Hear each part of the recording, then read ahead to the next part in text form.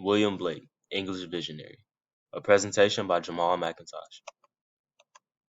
Who is William Blake? He is an important figure of the Romantic Age. Blake was a very religious man and he felt that the amazing things he saw in the world came from God. This can be easily pointed out in majority of his work. Blake neglected to think of himself as a poet and as a painter. He thought of himself as a craftsman. One of his most renowned poems is The Tiger. Some background information on William Blake. William Blake was born November 28, 1757 in Soho, London, UK. His parents are James and Catherine Blake. They had a total of 7 children, but 2 did not survive infancy. The family was neither rich nor poor and lived in moderation. They were devout Christian.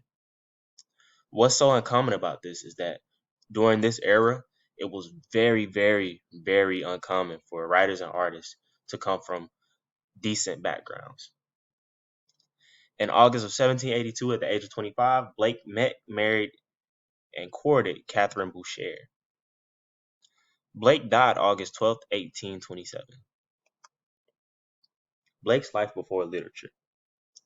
Blake began experiencing visions at the age of 8. He claimed to see angels on trees or wings that looked like stars.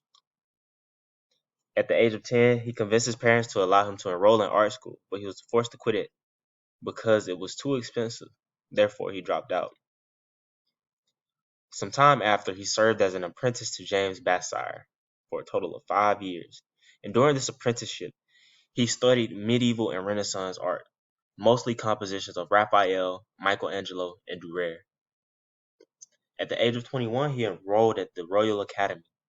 This didn't last long. Soon after, Blake began earning a living as a commercial engraver for various publications, including popular books such as Don Quixote. Blake has many contributions to literature. His very first publication was Poetical Sketches in 1783. His most renowned pieces are The Songs of Innocence and Songs of Experience, which are often coupled together. Blake is responsible for many beautiful controversial works of art, furthermore proving that he was more than a writer. His piece on the left, The Ancient of Day, is a watercolor. It's an etching from his private collection. His piece on the right is titled Isaac Newton, who he admired. This piece is an engraving.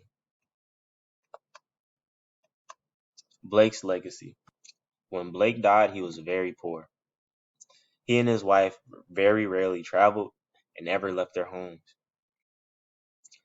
The reason he was poor was because his work went overlooked as he aged. However, as years went by and as times changed, he became known as one of Britain's most revolutionary visual artists. These are the references that I used.